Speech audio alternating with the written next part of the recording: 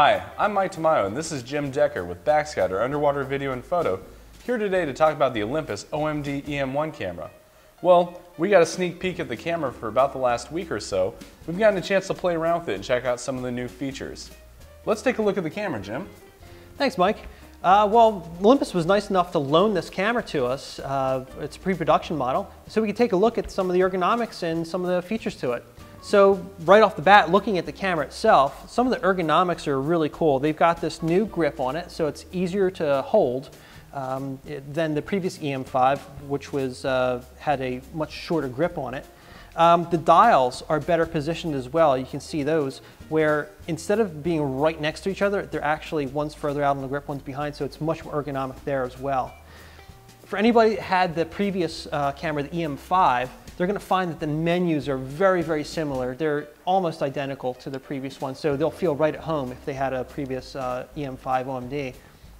And the other nice thing about some of the ergonomics is the viewfinder. The viewfinder is all brand new.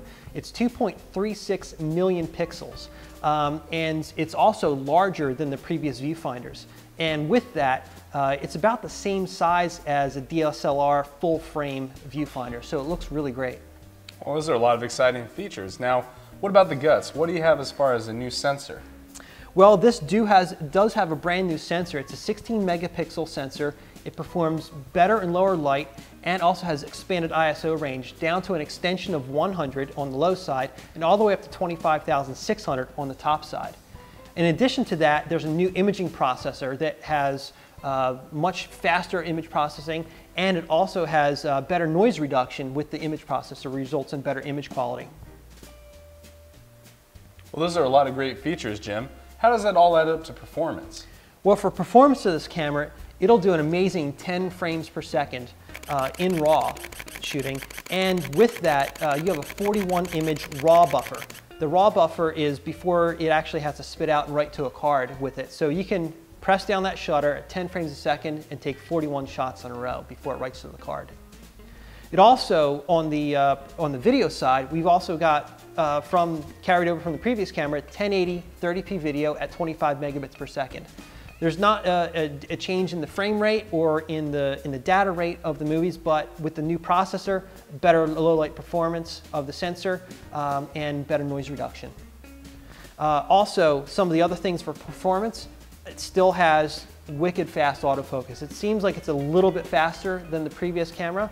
Also has 5-axis image stabilization in the body of the camera, which allows you to do really slow shutter speeds handheld. I was able to do 1/6 of a second with this, with the image stabilization on, and get a picture that it had no motion blur in it.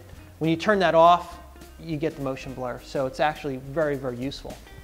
Wow, those are some really great features of this. It's exciting to see such a new camera. Now, a little birdie told me that this thing will sync faster with an external strobe than before? Yes, that is correct. The flash sync speed on this camera is 1/320th of a second. That is twice as fast as any of the other mirrorless cameras on the market today. And why that's really important is if you're in a situation where you're in high ambient light and you're using strobes, you want to knock down the ambient light but still get plenty of power from your strobes, you need a faster shutter speed, such as like when you're shooting sunballs. So that will greatly expand the ability to shoot sunballs. Most of the other cameras are at 1/160th, and it's just not fast enough to really capture sunballs. I know those are some of my favorite shots, difficult to get. Now with this camera, looking at it, I see quite a few different buttons on here. Are any of them customizable? There's actually a lot of customization you can do to the camera. This is probably one of the biggest features of this camera is the customization. There's actually 4 custom function buttons on the camera. There's one on the back here, one on the top, and then 2 on the front of the camera as well. With those, you can reassign those to be almost anything. You can also reassign the record button for movie to be something else. You can also record on the back. There is the AEL and AFL lock button. That could be reassigned to something else as well. We usually like to assign that to be AF on and take away focus from the shutter. That way you can have an easier time focusing underwater and use better focus techniques. So with that, there's, in addition to that on the customization, you also have what they call the 2x2 dial. And that's this switch on the back here, And this switch on the back has a position 1 and position 2. When it's in position 1, the front and rear dials will control shutter speed and aperture. When you go to position 2 on the back here, and then you do these dials, the dials become ISO and white balance. So it's really great when you're in movie mode.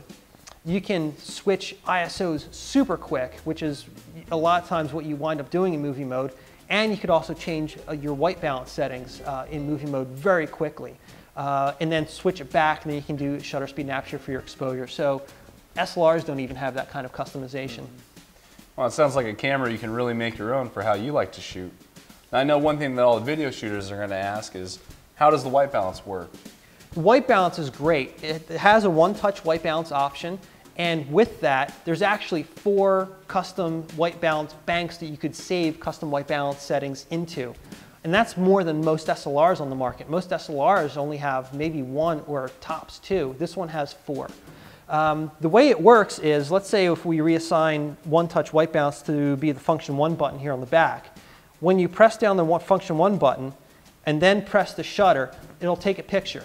And that's what it'll use to assign the custom white balance. After you do that, it'll say, well, what custom bank do you want to put in, 1 through 4? You pick one and you can put it in there. And the great thing about those 4 different banks is you can save different white balances for different depths.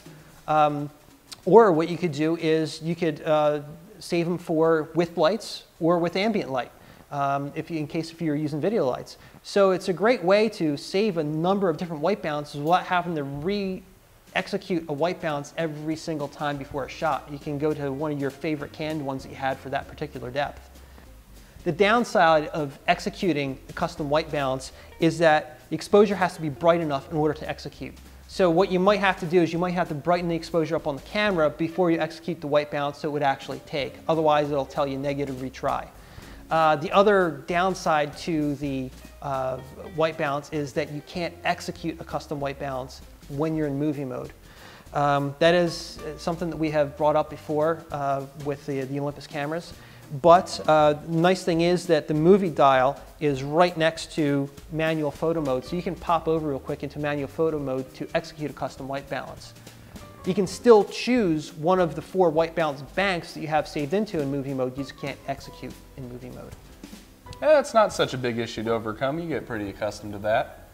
Wow, it looks like a great camera. I'm really excited to see this getting released. Yeah, this is a great update for this camera over the E-M5. It's with the addition of that flash sync speed of 1/320th. This is probably now the best mirrorless camera for still shooters. You know, the movie mode, maybe if you were really into video, like almost, if you were like 100% video, maybe the Panasonic GH3 might be better. But for a still in combination with a video camera, this is probably the best one out there right now. Oh, excellent. Well, Jim, thank you for all the information today. We are taking pre-orders now for the camera and housings as they become available. Feel free to visit us online at backscatter.com or call us at 831-645-1082. Again, I'm Mike Tamayo and this is Jim Decker. And as always, happy diving. Take care.